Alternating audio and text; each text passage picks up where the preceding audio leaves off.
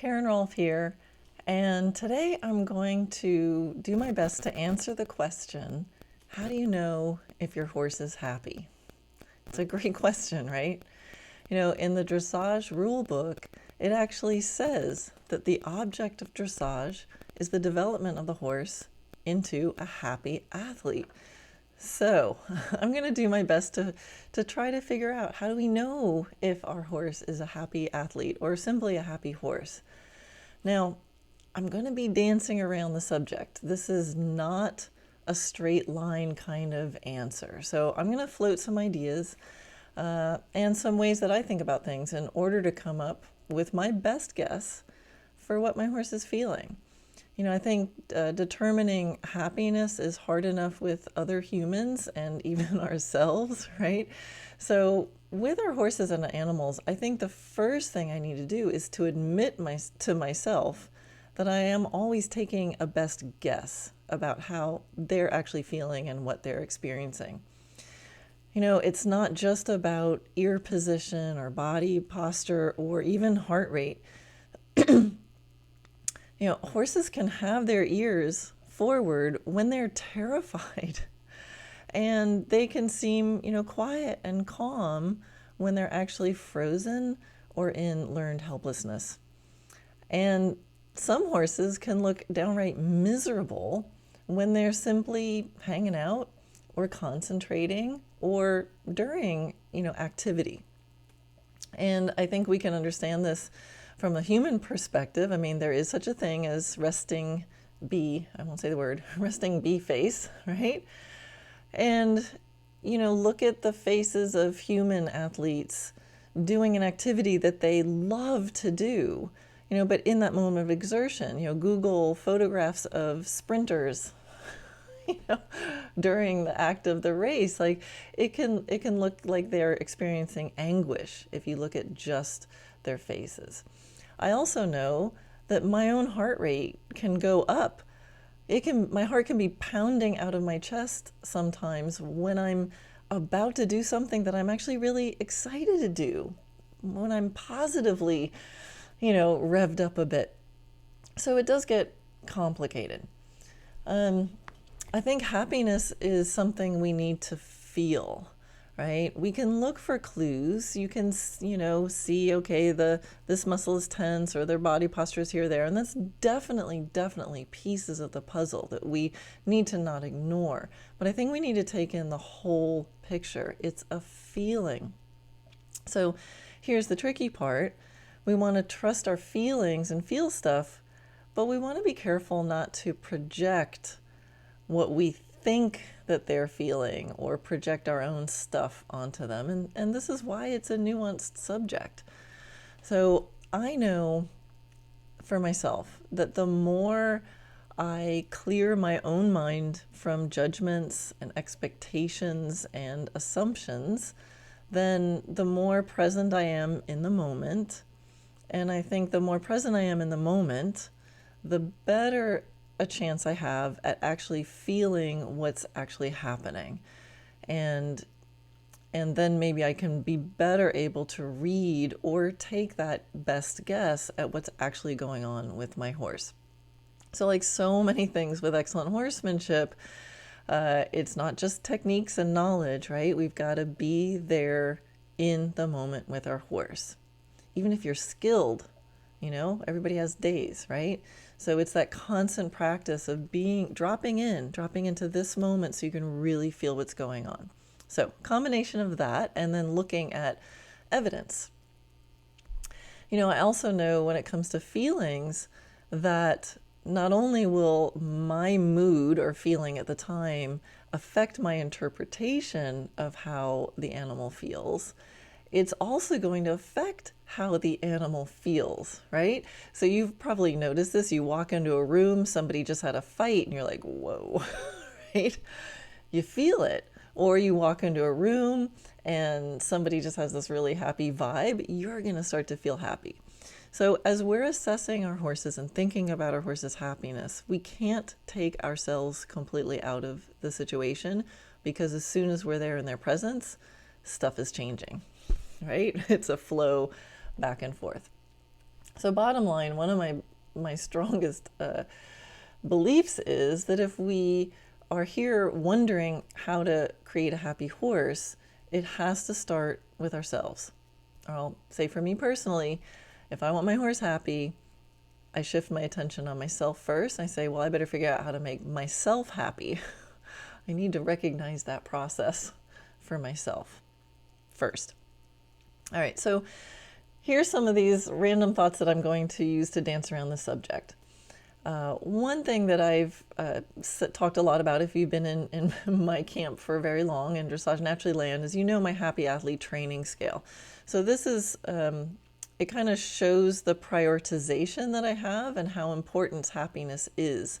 That's really the first question. Does your horse's happiness even matter to you? Or is simply not unhappy enough? So for me, not unhappy is a great place to start. Absolutely. But I also think there's levels above that. So in my training scale, if you picture, like a pyramid, the base of it is happiness, right? The top priority is arrive to my horse a happy person and do my best to create a horse who's like, life's good, right? Because if I'm happy and my horse is happy, there's a much better chance that we can harmonize with each other. And if we're in happy harmony together, then we can start to communicate. That just makes sense, right? So that's the foundation, right? Create a happy you, happy horse in harmony together, and you're able to talk to each other. Then the next step is you can talk to each other about some techniques, exercises, get them to do stuff. And some of those techniques in my world will be to do dressage. So if I scan out and step back and look at the whole picture, I want to feel like I'm happy, my horse is happy, we're good together, we can talk, and a small percentage of the time we're actually doing dressage, right? Less than an hour, a few days a week. Okay, so that's one sort of filter that I look through to analyze my horse's happiness, right? So I can't zoom in and look at minuscule details. I sit back and I go, well, if we're not happy, like, let's just, again, look at myself, look at the whole picture. I know as a dressage trainer, a lot of my dressage problems are not really dressage problems. They stem back from a general state of happiness that my horse is in, that of course is affecting his dressage, but I need to solve it back in happiness. So it comes back to, yes, this is an important question to be asking yourself. It's not just some, after school special Disney show, I want to be happy, skipping through the flowers. To me, happiness is at the base. It's the starting point, it's the end point. Everything needs to live inside that context, right? And as we'll see, I'll talk about in a little bit, it doesn't mean that we're 100%, all the time. Happiness is about, there's, I can be happy doing hard work. I can be happy doing a challenging puzzle. I can even have a really bad day, but the whole picture, I'm still a happy person. Okay, so as I said, happiness, you can probably get the idea, it's kind of an important subject to me. Starting with not unhappy, I think is the first level, right? So remove things that are making your horse unhappy. Right, so you want to start with the really basic things. They need to feel safe. Right, horses need to feel safe. If you don't want them in fear, you don't want them in pain, you don't want them suffering in some way or anxious. So we can picture probably pretty easily what an unhappy horse looks like. Right, they're running around screaming, their heads are up, their bodies are tense, they're pacing the fence line. Like there's that, or they're completely shut down and miserable. So first start with basic needs. They want to feel safe. Horses like to move. They're herd animals. They're social, right? So, and a forage-based diet, right? So basic horse needs. Step back, look, are you giving your horse basic horse needs, right? And then there's also basic needs for the individual horse. And this is where, if you look at these, you can start getting into degrees of happiness above just like, yeah, I'm good. I don't feel like I'm going to get eaten. I got some room to move, horses to talk to, right? So what's going to make any horse more happy comes to their individual preferences. And this is, I think, where it gets really fun and interesting to know your own individual horse. Some are more social than others. Some want to be in the middle of the herd. Some need space. Some are super curious. Some tend to not want things to change too much. Some like scratches. Some don't. Some love to be groomed. Some don't. Right? So start to look. Think on the what do horses need as a species, and then what does your horse need as an individual? All right, so some other things that I think about, this is this range, right? So we can picture actively unhappy, right? So what's the picture of that? And I do this a lot when I want to try to figure out a point or think about something. I think about what's the opposite, because sometimes in thinking about the opposite, it gives you more information about the one you're looking at. So what does actively unhappy look like? That's where the animal is suffering, right? There's something actively going on that's making them actively unhappy. There's active pain, right? They have a nail stuck in their foot. They are actively going to be suffering. So think of what that could look like. And then there's neutral, which is like, yeah, it's fine. It's all right. I'm okay. Right? And again, that's a good place to be. Sometimes it takes a bit to get to there. And then there's actively happy, like joyous. And I hope you guys have seen horses that are actively happy. Maybe they're out there, two horses are playing with a stick that they found in the field, and they're like flying it around and playing tug of war. Like they're actively happy. What does that look like between, I'm fine, versus actively happy? And in your training, as we'll talk about, you want to look for those moments. Maybe it's the crisp, cool spring day or something, and they're just out, prancing. There's a different way that horses move and play when they're like, I just want to move because it feels good and let out some springtime bucks, versus I'm defending myself. I'm afraid, I'm running away. So you can't say, oh, happy horses don't buck or put their heads up. Yeah, they do, but it feels different. It looks different. So start to get fine-tuned about that. All right, so there's also two areas that I look at when I'm thinking about the happiness of my horse. One is his life without me. Right? So right now, my horses are turned out. They're all in different places on the property there with different friends. And I want to feel like if I don't go out there, are they happy? Are they at least not unhappy? What's their situation? Now, right now, at this very moment, I have one horse that's recovering from a tendon injury. So his movement is limited. So I know that right now, when I'm not with him, on the scale of, suffering versus joyous, he's more at neutral or a couple ticks into I'm not as happy as I usually am, because I'm usually out on 10 to 15 acres with a bunch of other of his friends. So I'm aware of that, and I can see it in him. I can see it because when I open the stall door, he's like, get me out of here, right? So there's that piece, and I kind of keep track. How happy are they when I'm not around? And then there's the area of when I am around. So when I come out there, how do they feel about that? Now, right now, Atomic, who's in his stall or in this small paddock, when I come out there, I get all kinds of knickers. He's super happy to see me right now. And I make sure that I'm doing things to get him a little more happy even than he usually is when he sees me, to kind of counteract. So I know when I'm not around, he's not quite as happy as normal. But when I am around, I am consciously doing things that I think he'll find interesting. They'll challenge him a little bit. They'll give him little puzzles to solve. They'll help him be successful. He gets lots of rewards. And hopefully when he steps back, he's like, well, I really would rather be out in my stall, but life is pretty darn good right now. All right, so thinking about that, there's those two areas, and how can you improve? How would you rate your horse's life in those areas? And if you feel a little depleted in one, you can maybe make up for it in the other.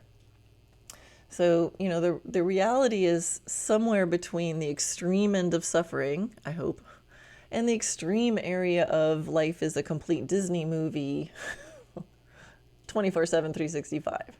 Right? So our realities were somewhere in the middle, right? It's not every horse has 20 acres to roam on with friends, right? But hopefully, you can balance the whole life. I think that makes sense.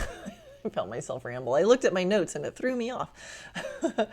Right? So in each of those areas, think about active versus inactive. So when they're not around you, are they actively unhappy? Are they standing deep in mud with thrush and there's like stuff scaring them? Hopefully not. Or are they neutral? Like, yeah, my paddock's okay. Or are they happy? Like, wee, running, frolicking through the forest. When they're with you, here's where you have to be really open and vulnerable with yourself. When they're with you, how happy do they seem? Are they like, oh my God, get me away from this lady, run for the hills? Are your sessions with them frustrating and confusing or boring? Picture the cartoon. This isn't you guys, but there's some horses who live on a beautiful pasture, but when their human comes, they have miserable training sessions and they're forced to do things and flooded and beaten. And it happens, right? So you have to look at both of those areas and then ask yourself, how can I improve? And how can I use one to balance and the other to make sure you're in a net positive, right? So even though my horse has to stay in a stall right now, for a lot of times, I can equalize other sides of his life to make it a net positive. And if you're having difficult training sessions, we all go through it. We're like, oh man, this is a really hard week, but we really need to learn this, but keep making mistakes. And I think my horse hates me in my training sessions. Right? Well, what can you do on the other end of the spectrum? Balance out his life. Okay. I'm going to take a sip of water. Okay, so another thing that you want to be considering when you're thinking about your horse's happiness is, again, make sure it's according to them. Make sure it's according to them. They don't care how fancy and expensive the barn was that you built for them. Be careful that you're not thinking about things that should make them happy. I hear people saying that, like, well, they've got this nice stall, they're safe, they get all this good grain, they need to work for me because, their life is pretty good. Is your horse thinking on those terms? They're like, wow, gee, I really like how polished the brass knobs are. I'll do anything for you. Right? So that's an obvious example, but, just look. Are you, maybe you love to groom your horse and run around and play with your horse and you think that's fun, but make sure that particular individual horse also thinks it's fun, because sometimes we do stuff that we think is fun for us, but we don't notice that the horse doesn't actually like it. And maybe there's stuff that your horse likes to do that you don't really love to do, but maybe it's important to them. And you'll take yourself on that trail ride every now and then because your horse comes back so refreshed after the trail ride, right? But there's some people who love to go on trail rides, but their horses are terrified of trail rides.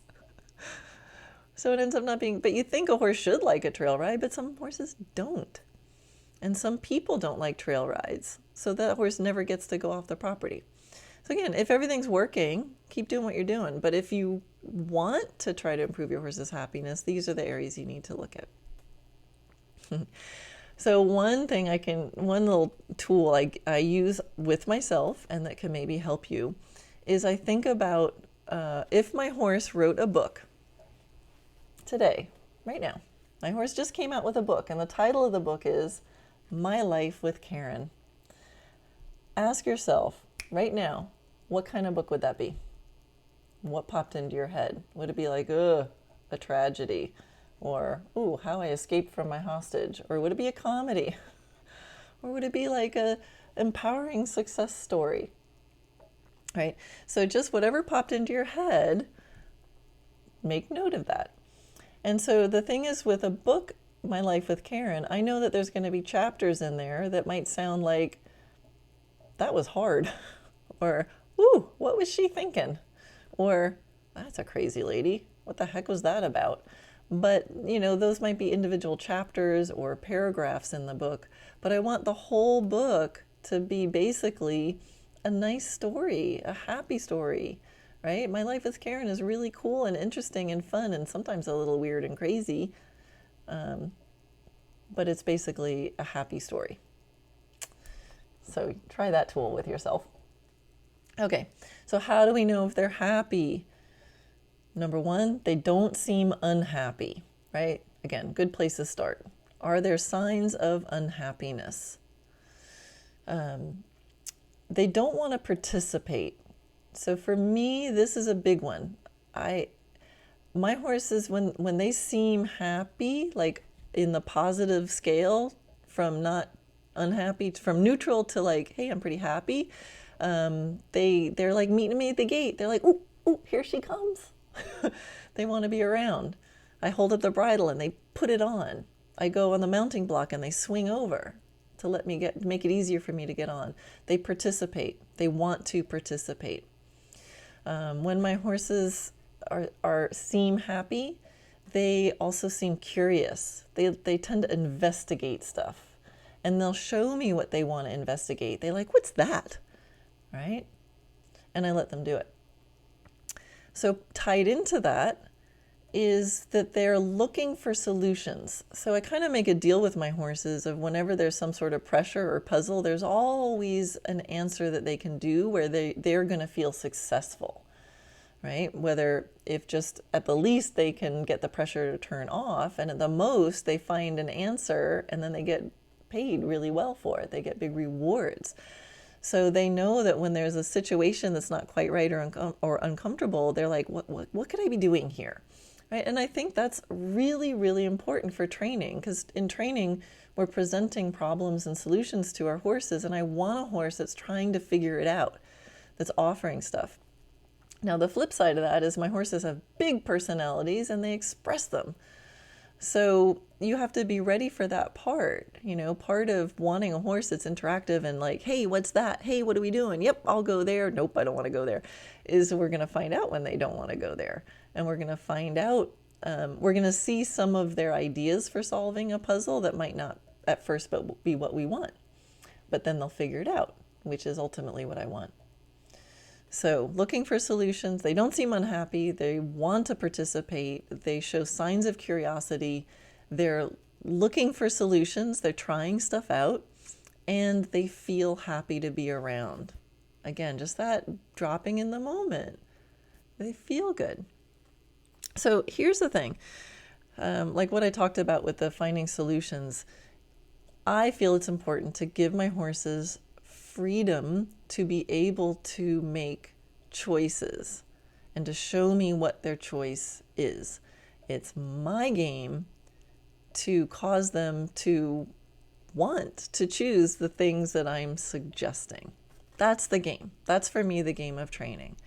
So, how do we know how willing they are to participate unless we give them the opportunity and the freedom to show us?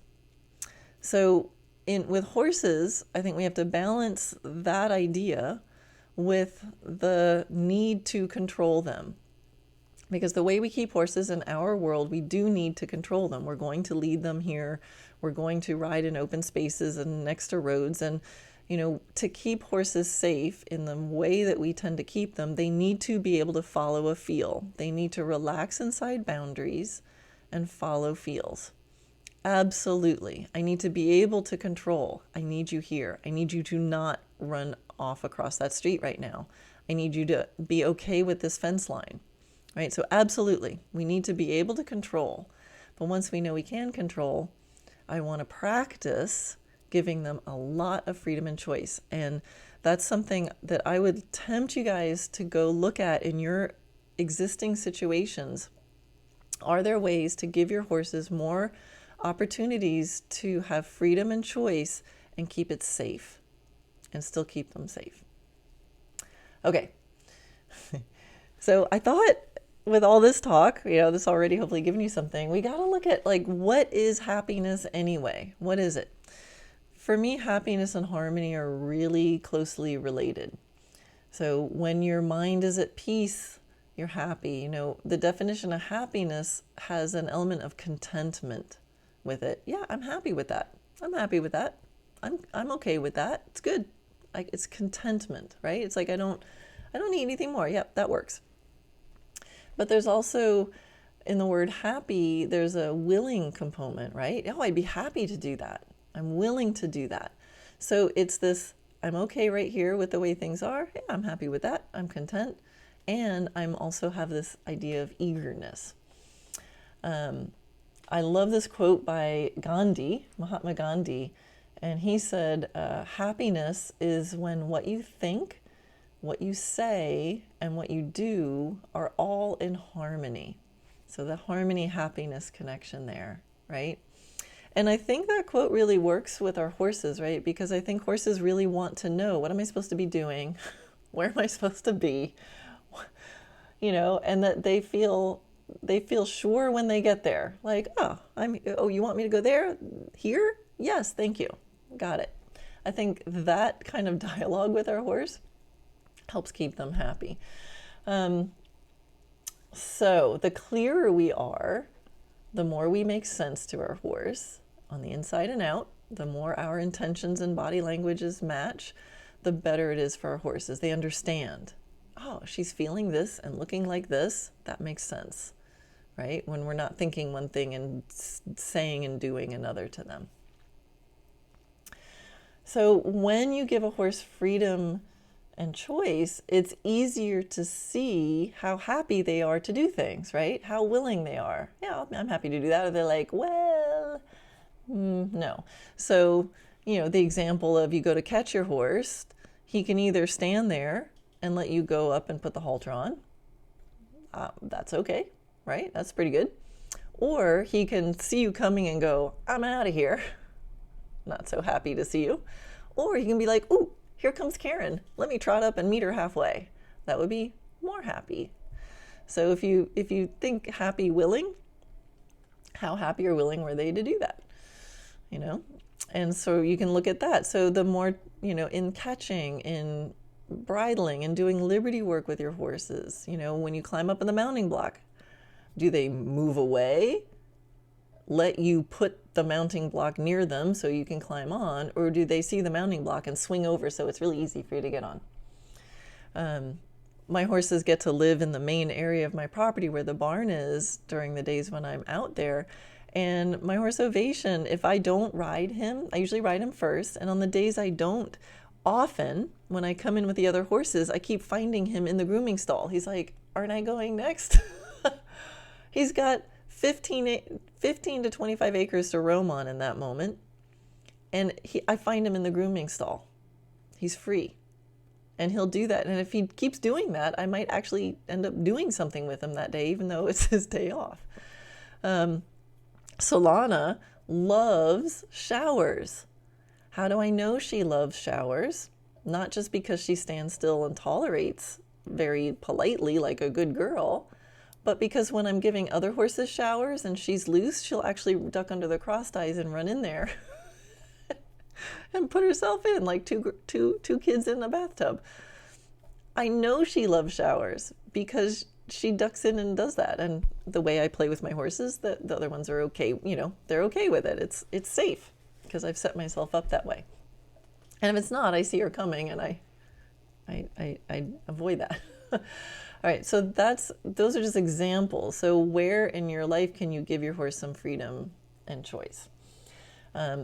This all gives you really valuable information too. So for example, if it's a day off with Solana and I want to build some partnership points with her, I know that having a spa day and grooming her and giving her a bath, I know that makes her happy because I see what she does.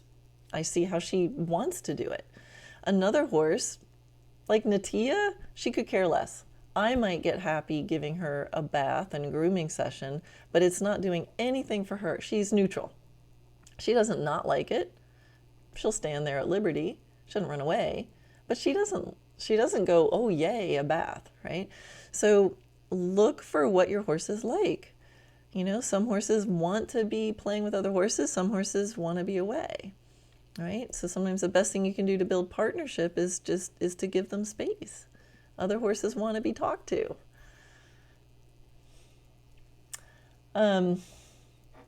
So in doing this and talking about freedom and choice, it brings up this idea of obligingness, right? And I wrote in a blog, one of my blogs is called The Assumption of Obligingness.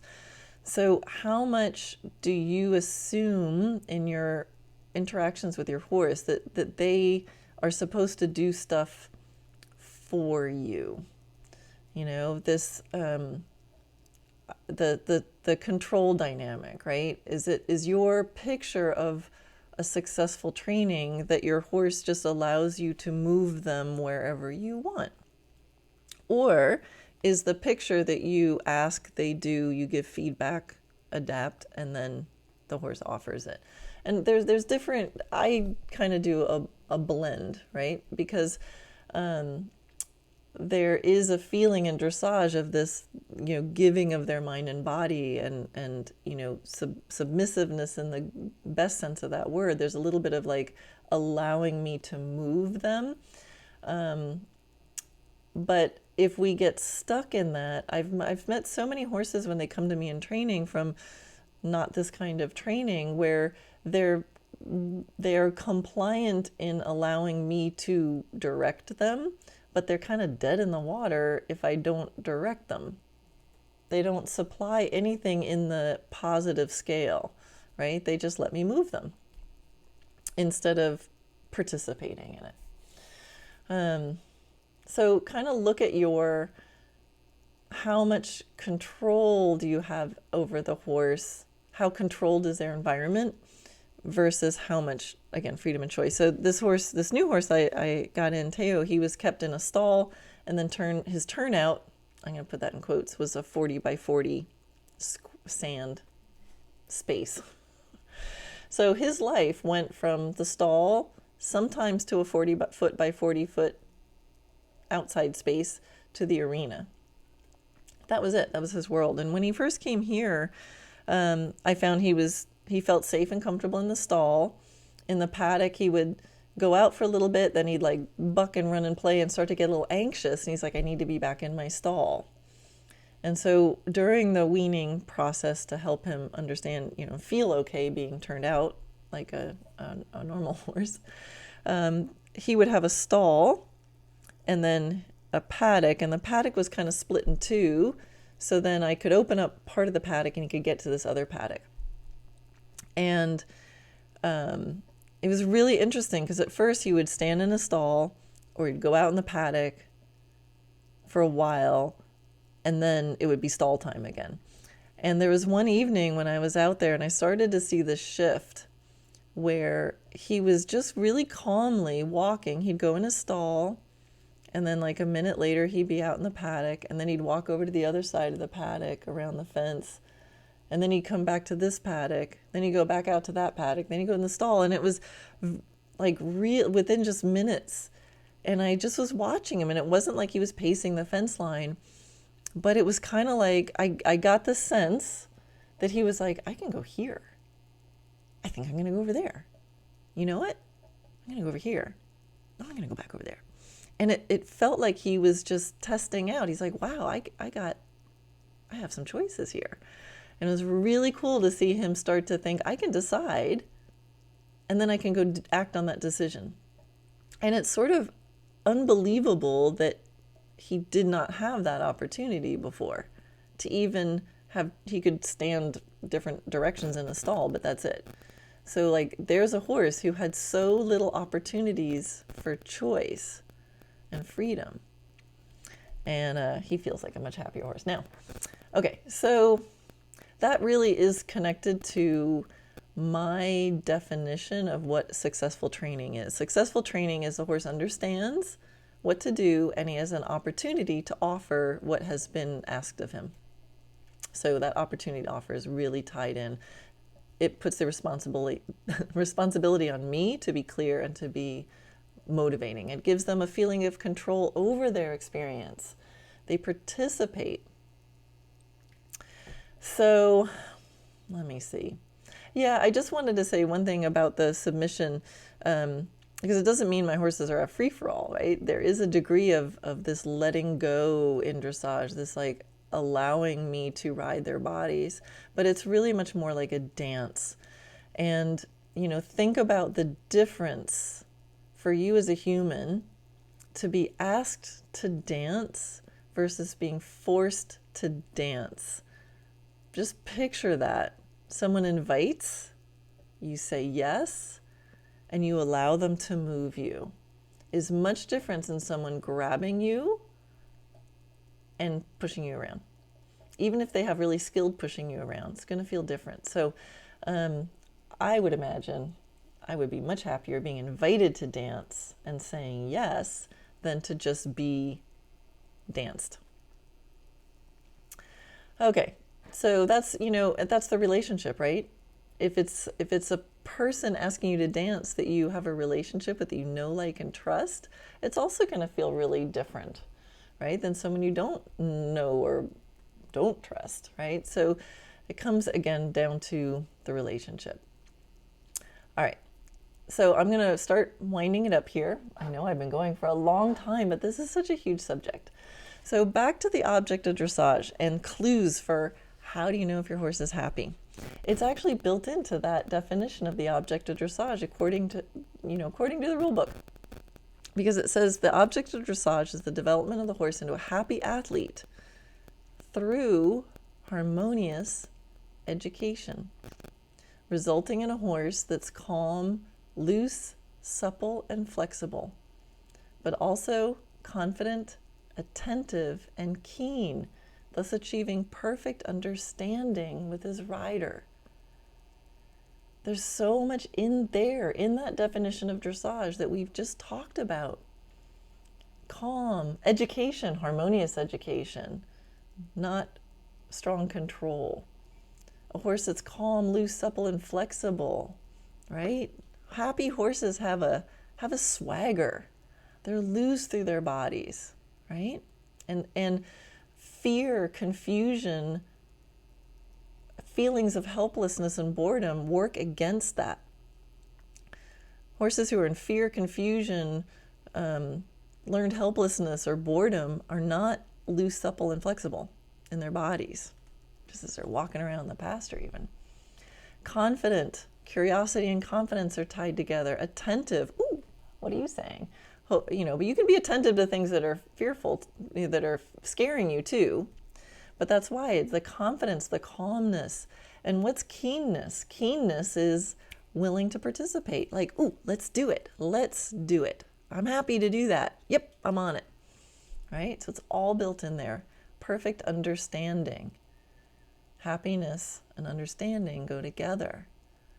So give your horses a chance to really understand, not just to let them move you around. So that curiosity and problem solving, it's something I look for and I nurture in my horses as best I can.